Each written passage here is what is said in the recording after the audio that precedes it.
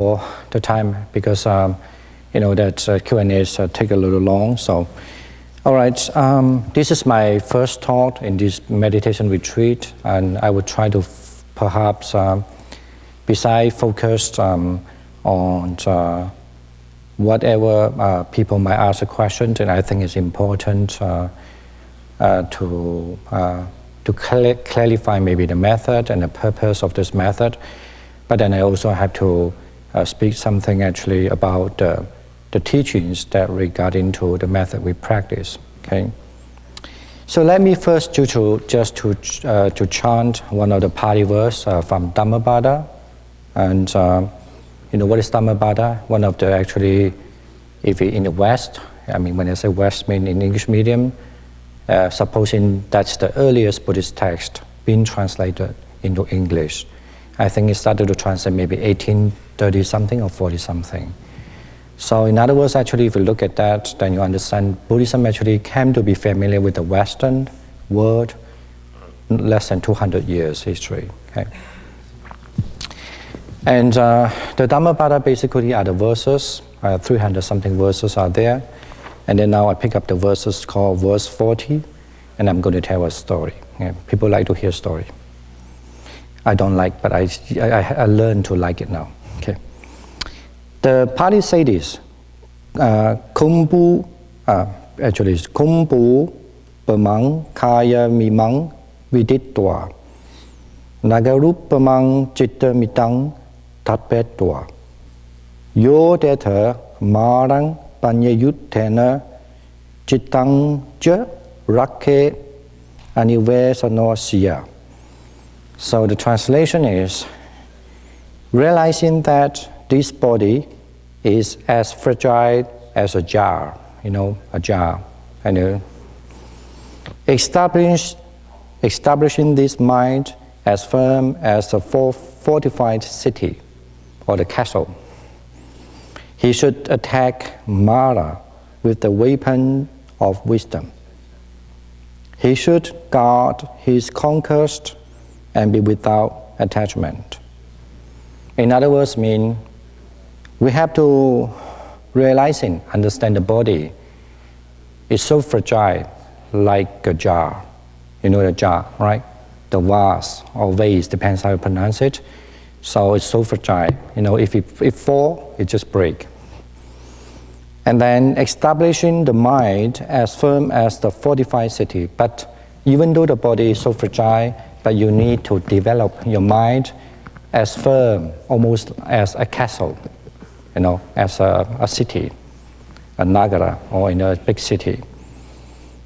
He should attack Mara with the weapon of wisdom. So only after that, so actually I add some more words.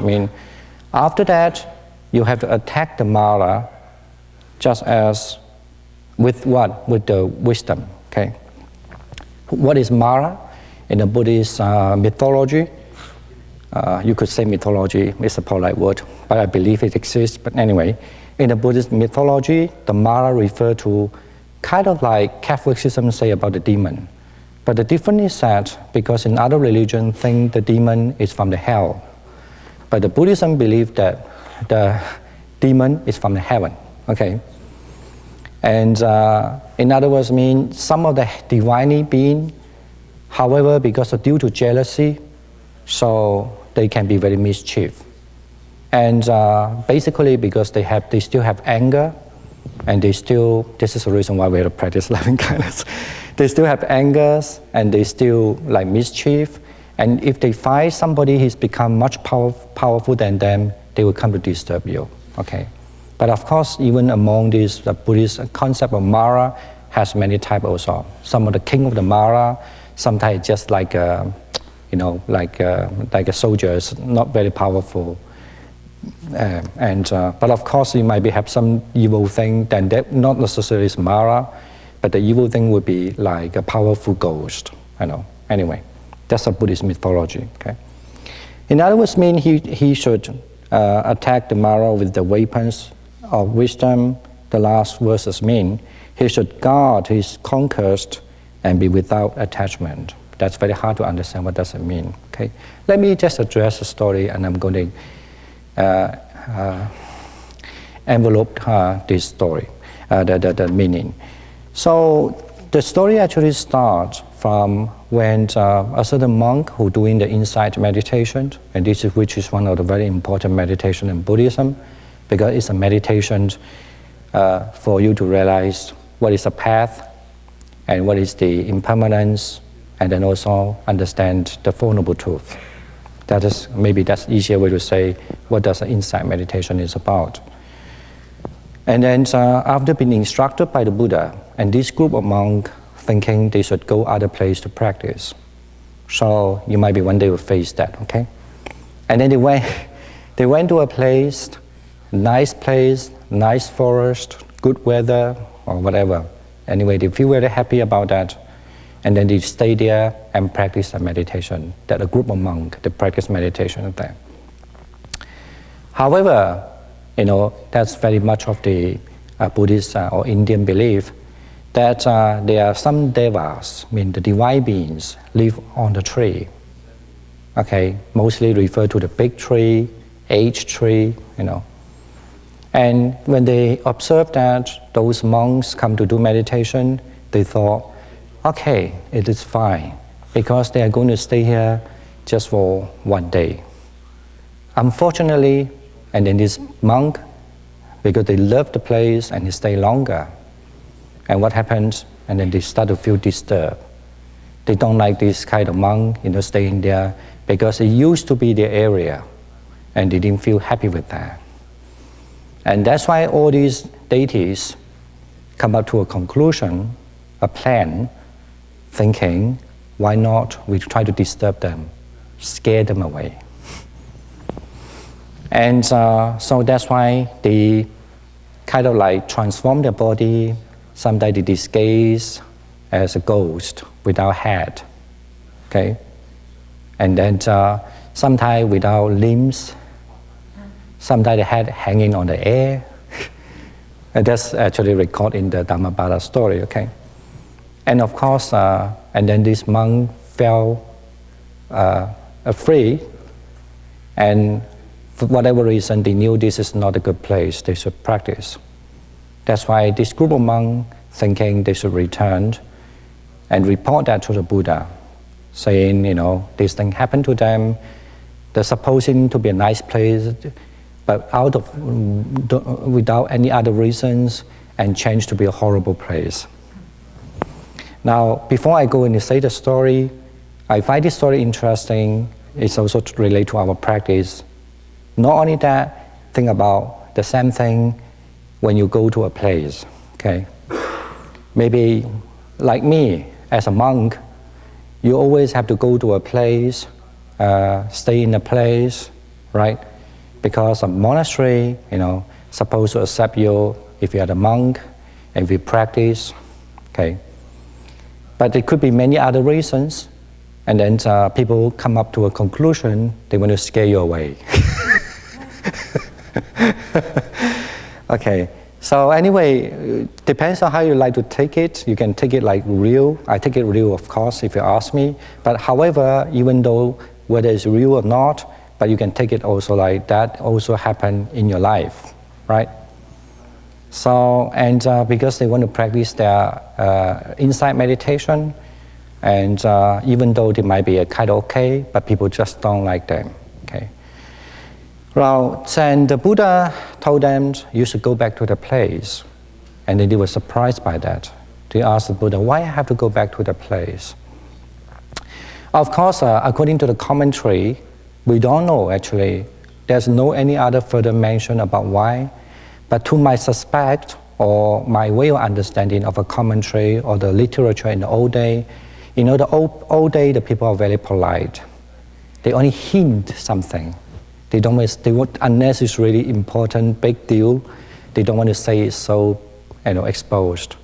I guess this is just my presumption or my guess. It's not. There's nothing mentioned there. But I like to guess this way too. I guess might be the Buddha also recognized actually this monk, even though they learned how to do insight meditation, but they might not know how to treat each other well. You know what I'm saying? You get it now?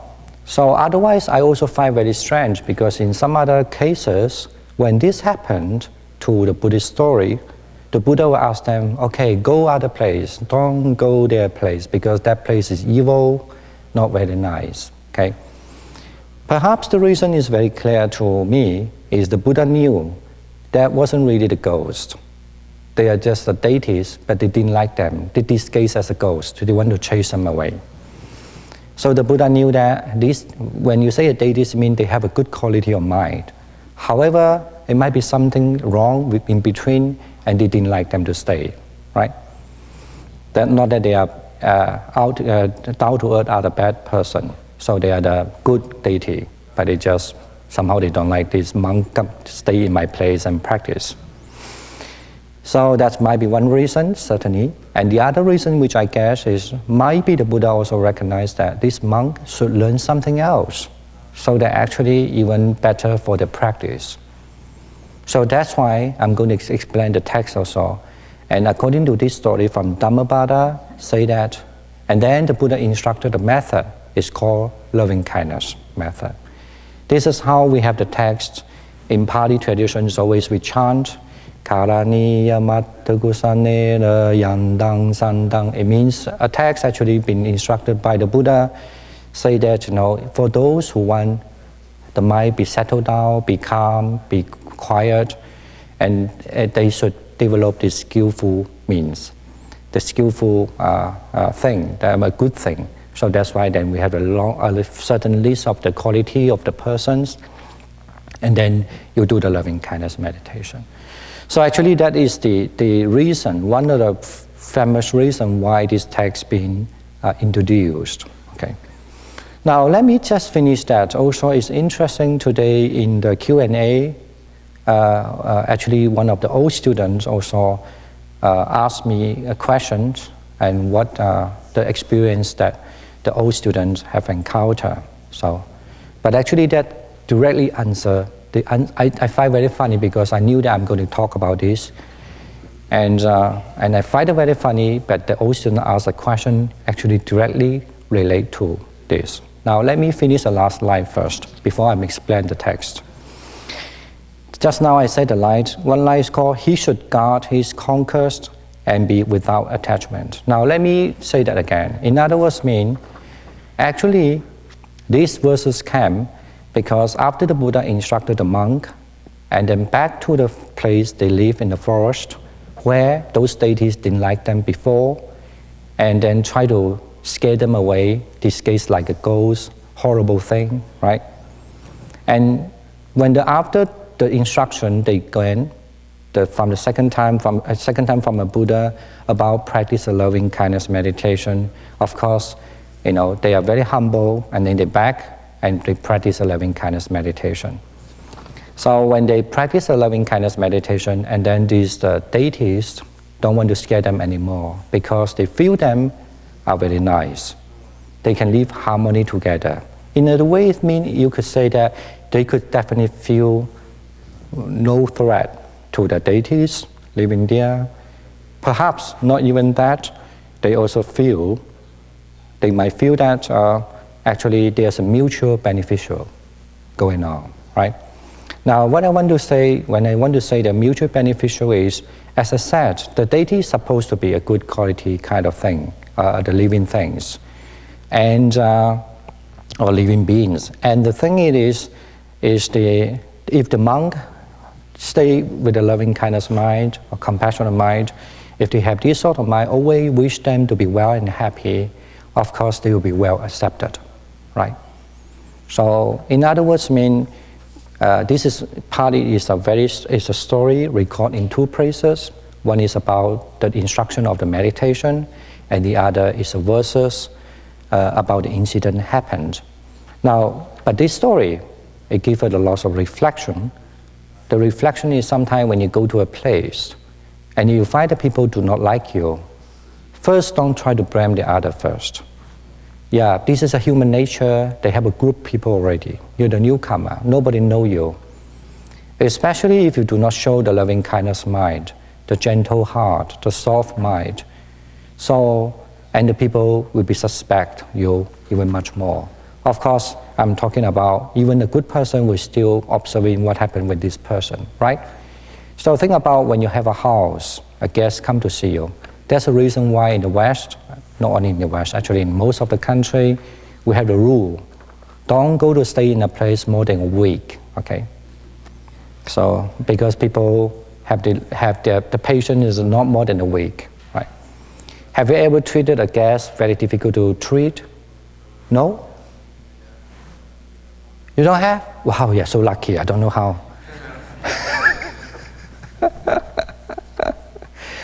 No? I often face this problem, but there are some are good person, but some, when you have a guest come in, the first day they are quite nice, the second day, they thought that's their house.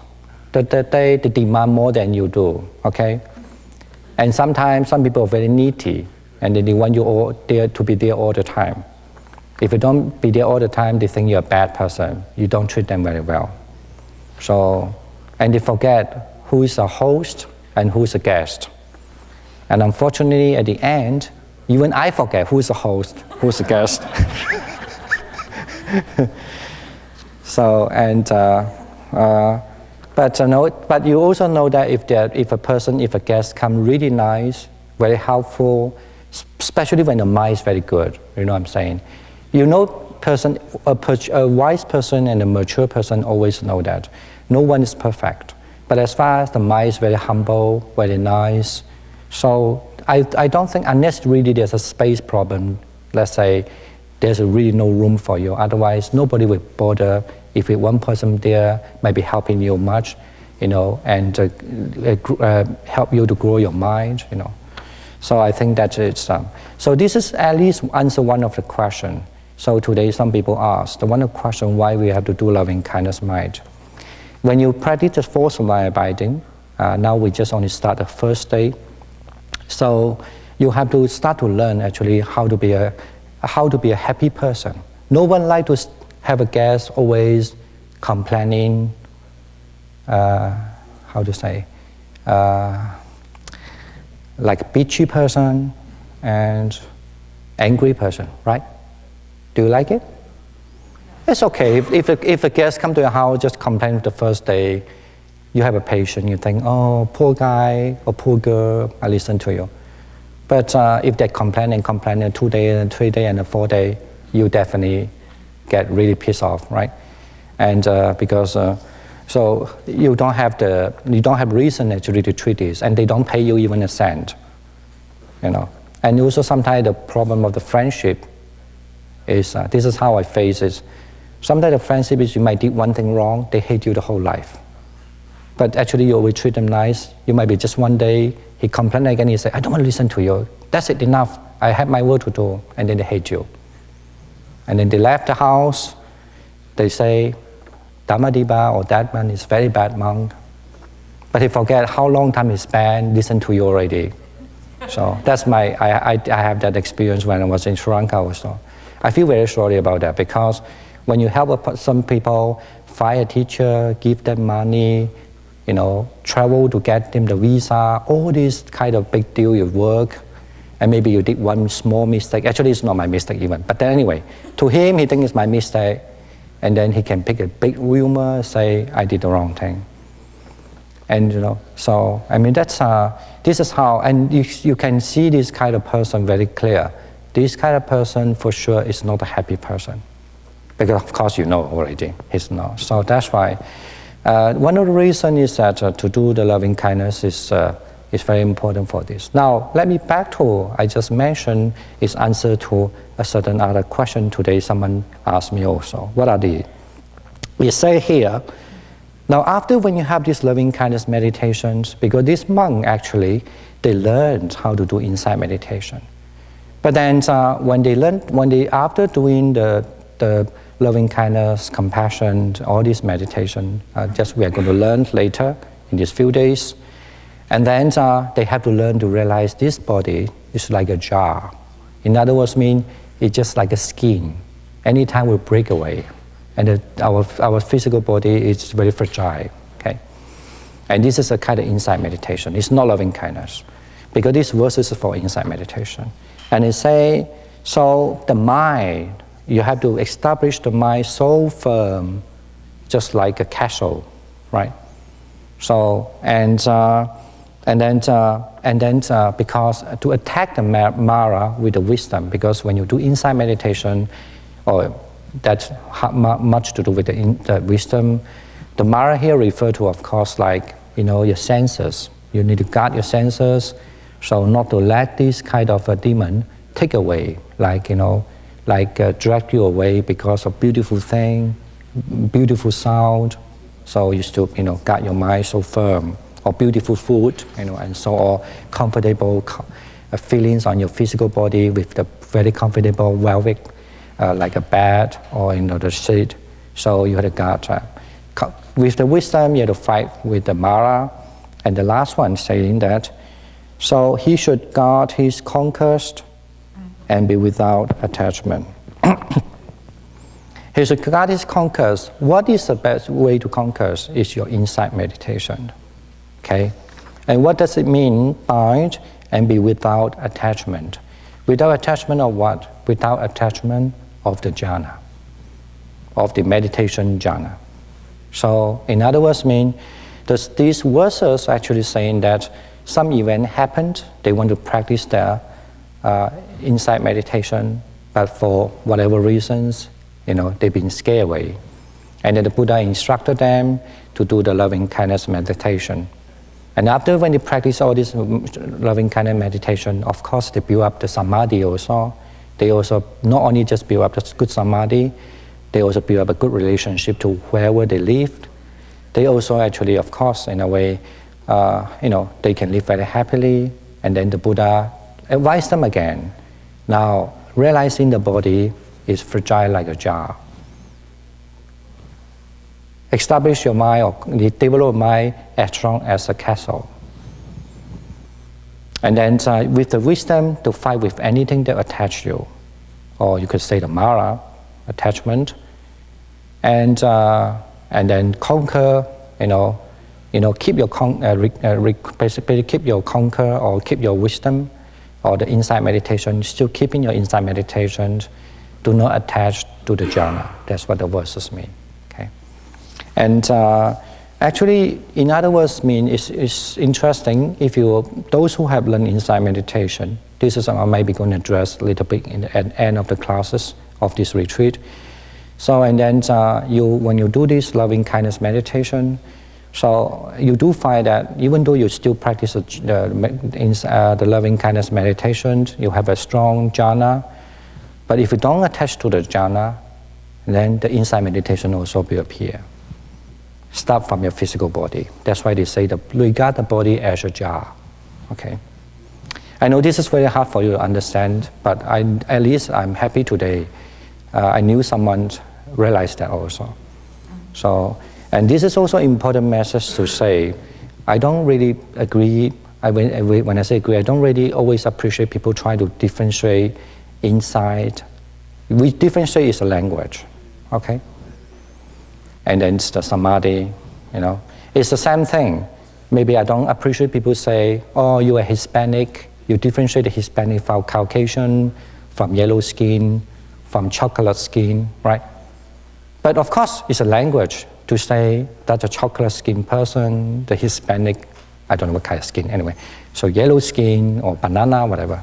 So all this kind of thing. But actually the mind, you don't have to differentiate because they are different. All right, you know what I'm saying? Sometimes we use a language just to want to say the group of this technique, a group of that technique. But when you practice together, they will just come together with you. But certainly you need to remember how you come together to you is that still have to realize the body as a jar.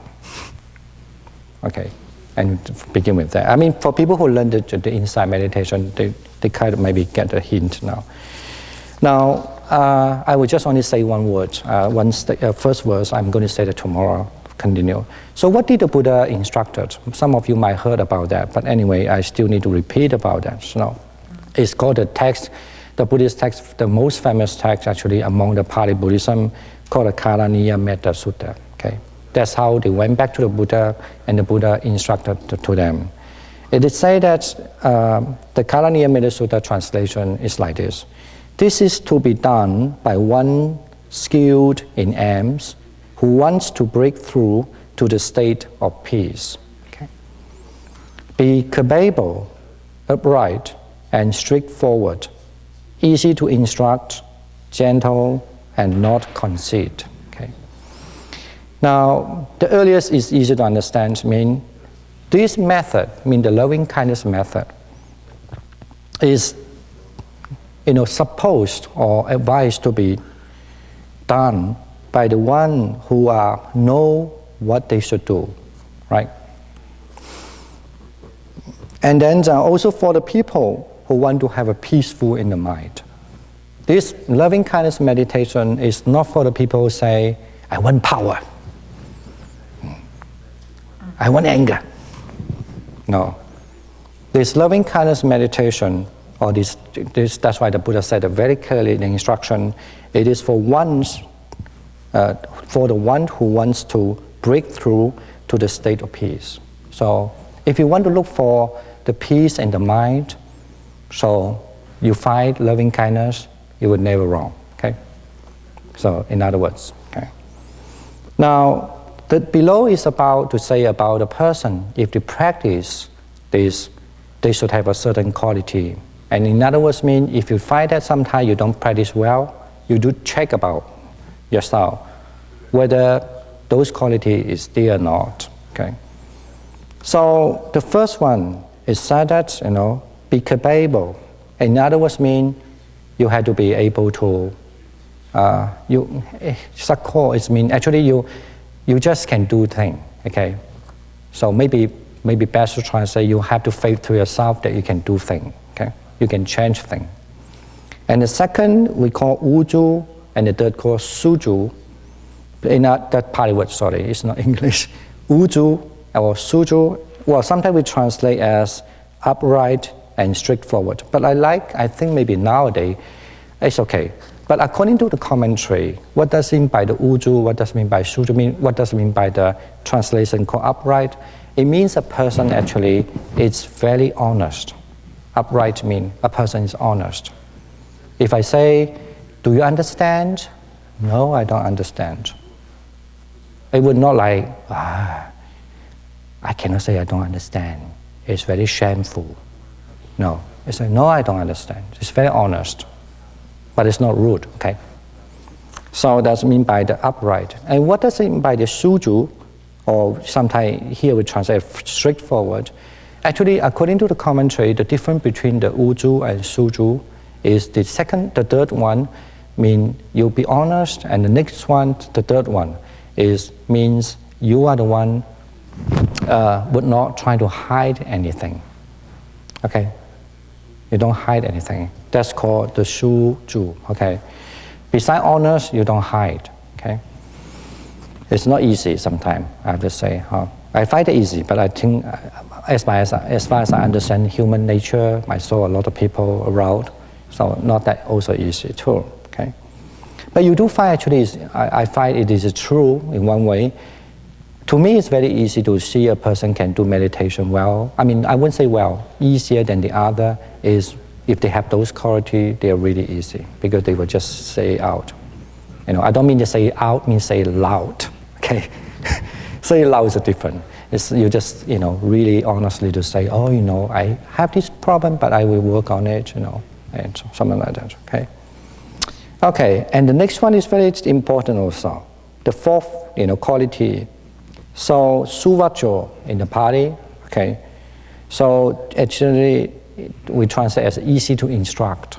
That is not easy, especially in a community, and we always joke, especially in a non-profit organization community. I think even profit organization is the same, but at least profit organization, you can tell them, if you don't do it, you'll be fired, no money, right?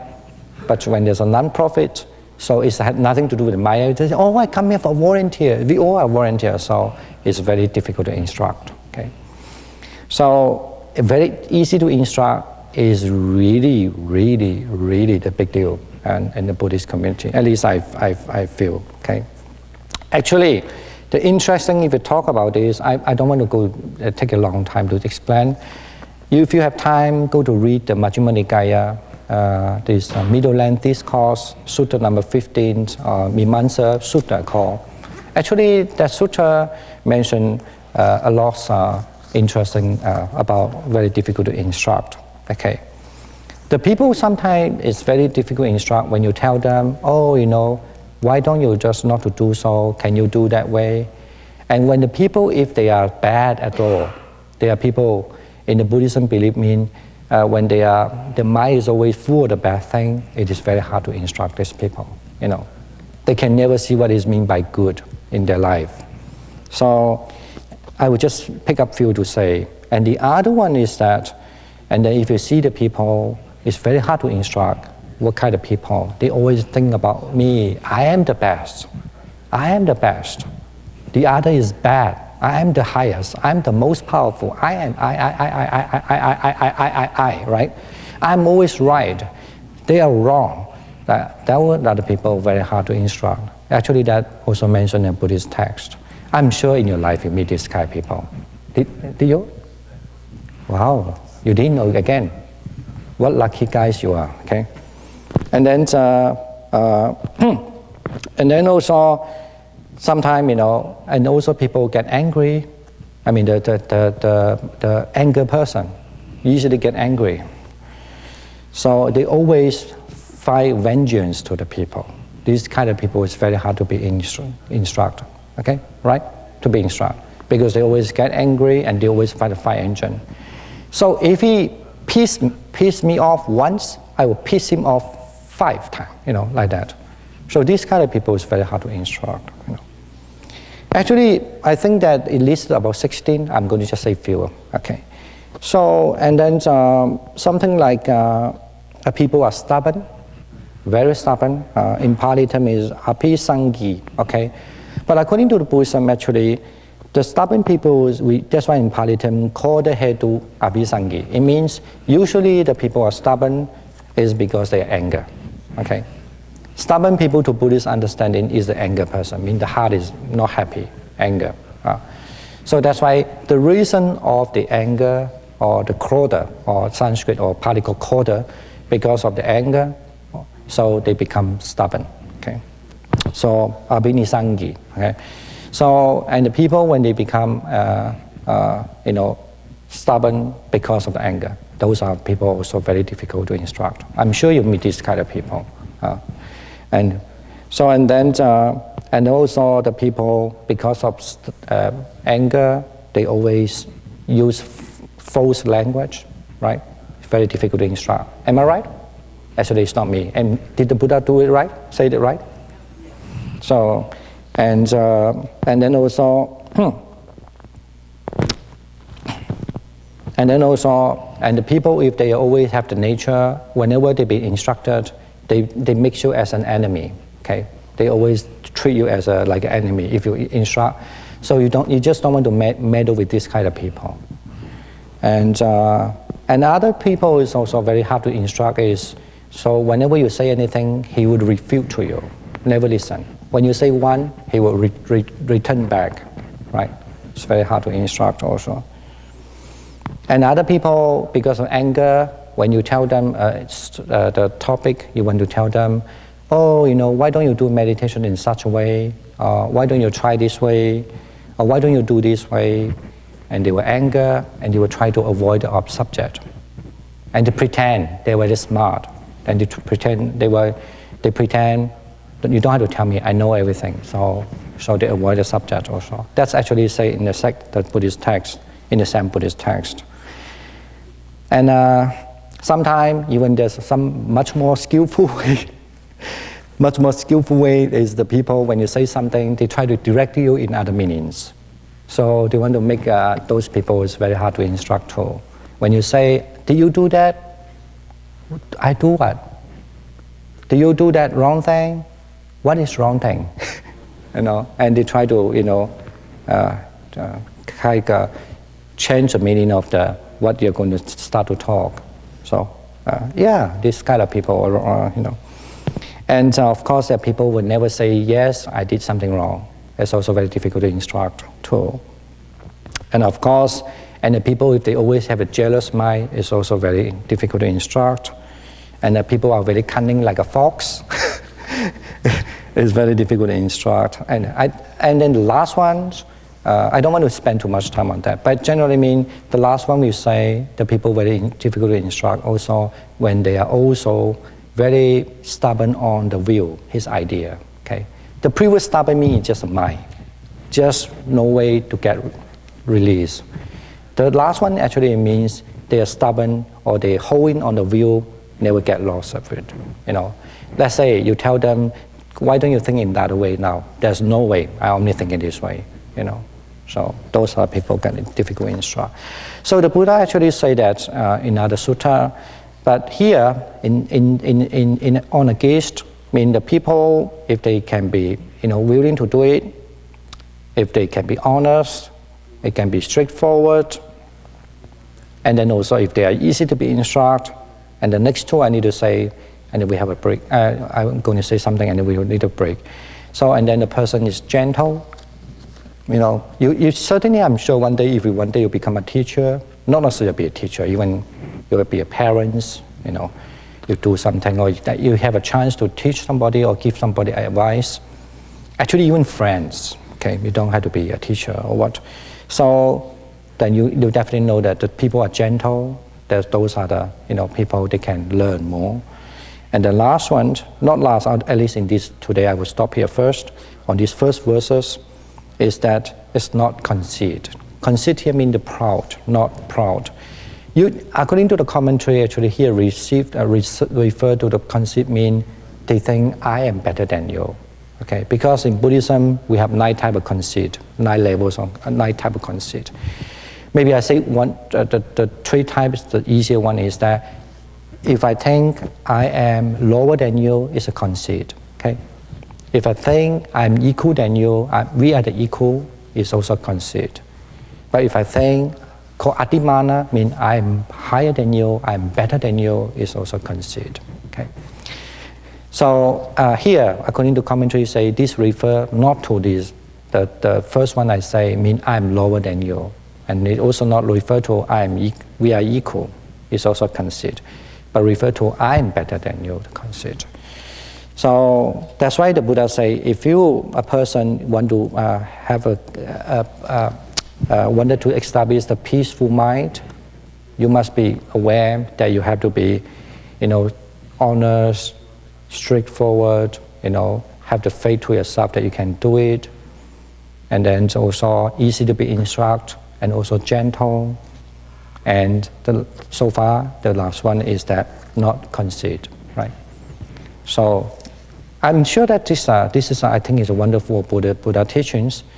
So we don't say that Buddha save you from the heavens and then you'll be saved. No, it teaches you actually, if you want to be a better person or be a person that can improve yourself, what sort of quality you should have, And then at least you have a guidance sometimes, and also at least have a kind of reference, maybe a reference for you, so you can go on working on that. Not only just for yourself, actually, even for if you have a friends, you can give them a good advice, or you maybe have a children, or even people that maybe you can able to give, or people that you have the chance to give them a good information, how they can be a better person. But I'm sure that you agree with this, okay? But of course, if you don't agree, you can write to the Buddha, okay? Don't write. Right. You can write to the Buddha and complain, I don't agree with your Buddha, okay? I can give you an address, okay? Maybe the Buddha at gmail.com. Right, and other thing now I need to, in few lines I need to finish this today topic is, in general I don't talk about the method in the talk, but I want to say is that what is the purpose of practice first? I think I did mention some already. The purpose of practice actually is to change your mind. Firstly, in terms of technique or the method, so you're learning something called samadhi, okay? How you can have samme or samadhi, concentration. But there are so many types of samadhi. But why then you have to particularly learn the loving kindness samadhi, or this compassion, or the joy samadhi and equanimity samadhi? Say that now for the sake of only the loving kindness samadhi, because according to the Buddhist teaching, actually we all have these good qualities there. Okay? Look at anyone. I still remember one of the stories, my favorite story. I don't have time to say now. If I remember, I will say that tomorrow. So I have to say now. Actually, a short version is that the story was about a Buddha. Of course, is written by one of Japanese writer. The Buddha walking in the Pure Land. Of course, that's Mahayana way of understanding. And then he looked at the well, and he looked deep down the well, and then he saw a guy was having a sad, mourning, very grief life in hell. Okay, that's the story. It's just a story, but they have a lot of good meaning. So, and then the Buddha looked at it, and he checked on these people past life with the Buddha's divine eyes, and the Buddha see that this guy a bad person, never do any good thing, kill people, stealing people, all the bad things, whatever you can name off, he did it. That's why he's in hell.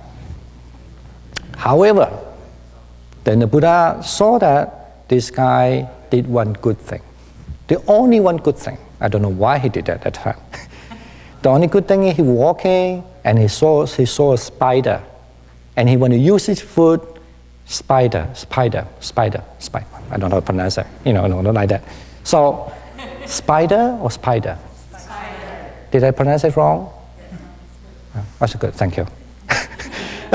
So, and he wanted to step on the spider, and then when he's fit about to step on the spider, he stopped, he think, oh, this poor little thing, I should bear you alive. So he left. That's all he did, a good thing. Okay? And then the Buddha realized that, oh, that's all that he do, the good thing. That's why there's a cause. That means there's a reason, then the Buddha could help. If the person never did a good thing, it's very hard, right? So, and then he transformed his hand, he used his hand and just make it this way, nibbling it, and then the thread of the spider web comes out like a Spider-Man, okay? Right, and then the thread goes down directly to the hell, and then this guy was still mourning and had his head down, seeing a lot of, according to the Buddhist pictures, or people being tortured and all these suffering things happening there. And he just lift up his head and he saw a silver-like rope, came down. And he think, oh, I can be, run away from the hell now. So, and I just climb up. So, and then he grabs the silver rope and he climb, right? Of course, it's very high, and he climb. The Buddha was up on the well, top on top, and then he's climbing up. The Buddha was looking at it.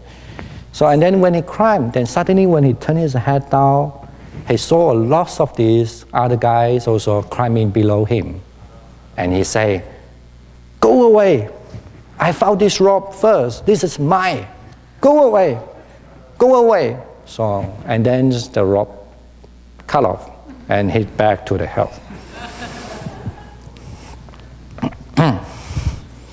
So, actually, I like this story because it really influenced me a lot, hugely. When I was, I think it was supposed to be studied in our textbook for the Chinese, because you have to learn those, what mean by Nibbana, what does it mean by the, anyway, something Buddhist term. The only passage we have about Buddhism. But why it helped me a lot, because I couldn't understand why the Buddha want to change, why to use the web, the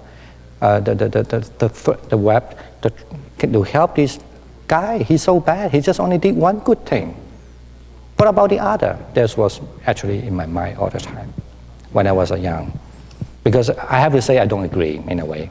So, but still the story fascinated me, Until one day when I found Buddhism, I get the answer in a way. Okay, so in other words, I want to say this, that shows the Buddha have the great compassion. Okay, had a great compassion whenever even though people are doing a much evil thing. Okay, but if you still find there's a one chance you can help them, this is a kind of selfless, kind of great compassion. You should help them, right? So this is the one reason why. But sometimes, even though we say it very easily, I'm saying this is not giving you like a big what you call instruction or teaching. No. I say this through my own experience, because if you do not learn how to focus your mind, not only just because you can focus your mind, you can learn many methods to focus your mind, but if you do not learn how to be, there's a lot of deep teaching there, if you do not learn how to be, like other, just the same way like yourself, okay? And then it's very hard that you will be able to forgive the other person also, right? The same thing, of course, in the Buddhist teaching also said, in order to learn to love yourself, you have to learn to forgive yourself as well. So that's why in one of the very famous verses, Buddha said that, say, when you look at all around the world, so you look around the world, who is actually you find is the dearest person to you? But if you really to be honest to yourself, you do find the most dearest person actually is yourself. So only when the person can recognize that I am the one, actually I feel the dearest one, in other words, maybe in the modern language only when I can recognize that I'm the one that I love the most, okay? And then if you know that you love yourself the most, then you will never want to hurt the other. Why? Because the Buddha's teachings say everybody loves themselves the most. Okay? Get it now? So, and this is one of the reasons also why you have learned this loving kindness meditation. I'm not here to give you a dogma, ask you to believe this or ask you to, because of faith of who, but it's the way that you could able to see and whether it's true. And I think most important is the way you can open your heart to yourself. Okay? So that's also one of the purpose. Not very attractive to men sometimes, okay? No? Is it attractive or not? You rather tell me how can I have the weapon and kung fu and punch people better, okay? Not very, at least I used to think it's not very attractive to me anyway. But one day, okay, the last thing I think I need to say last. I've said many things. Delete the last, okay? Okay, and this is also one reason. Of course, and there are much more reasons also, because if you meditate this, you definitely, your mind becomes softer, you're most like a sponge, you absorb the thing, you will not like dry up, like anger. When you dry the sponge, what happens? You break up, you just break the sponge. So you become almost like full of the love of the water in your sponge, you always feel soft, right? However you punch, it will just punch back, And this is, and of course, if you're really into something more than a normal people experienced, actually this is one of the very powerful way too. Okay, all right. I think that's enough for you. Encourage you today, and tomorrow I hope that you will work harder than today. Okay, we have a 10 minutes break, and when you come back, please form 3 persons in the group. Okay, all right. I will see you in 10 minutes. Thank you for your attention. Thank you.